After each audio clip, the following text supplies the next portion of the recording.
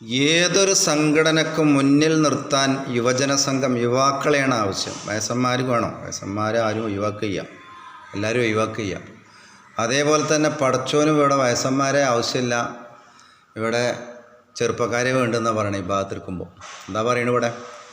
ശാബായ കാലം മുതൽ ഇബാദത്താകല്, വയസ്സായതിൻ പിന്നുള്ളിൽ തന്നെ ഫുളല്.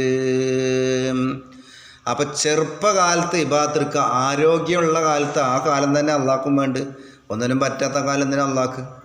അപ്പോൾ അവൻ്റെ യുവത്വത്തിൻ്റെ പ്രസരിപ്പ് തുളുമ്പുന്ന ആ നല്ല കാലഘട്ടത്തിലൊക്കെ അള്ളാഹുവിനിക്ക് ഇബാദത്തെടുക്കണം. അങ്ങനെ ഇബാദത്തെടുത്താലാണ് കൂലി കൂടുതൽ.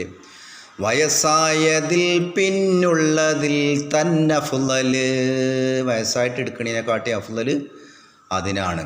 ഇതുപോലെ പ്രവാചകന്മാരും ജനങ്ങൾക്കിടയിലും വ്യത്യാസമുള്ളത് പോലെയാ സീറ്റിവരിലും. ജനങ്ങൾക്കും പ്രവാചകന്മാർക്കും ഒരേ സീറ്റല്ലല്ലോ, അതേപോലെ വ്യത്യാസമുണ്ട്.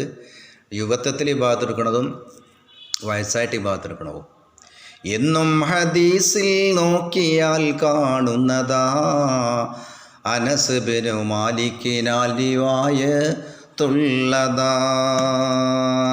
അപ്പോൾ ചില ആളുകളുണ്ടാവും ഒന്നിനും വെച്ചാത്ത കാലം ഇബാദത്തെടുക്കാതെ, അല്ലെങ്കിൽ ആ ചെറുപ്പകാലമൊക്കെ വേണ്ടാത്തതിനൊക്കെ ചിലവഴിച്ചിട്ട് അവസാന കാലം പള്ളിയുടെ മൂലൊക്കെ വന്നിരിക്കുന്ന ആൾക്കാർ. അങ്ങനത്തെ പോലെ അള്ളാഹ്ക്ക് വേണ്ടാന്ന് പറയണില്ല, നല്ലതെന്താണ്?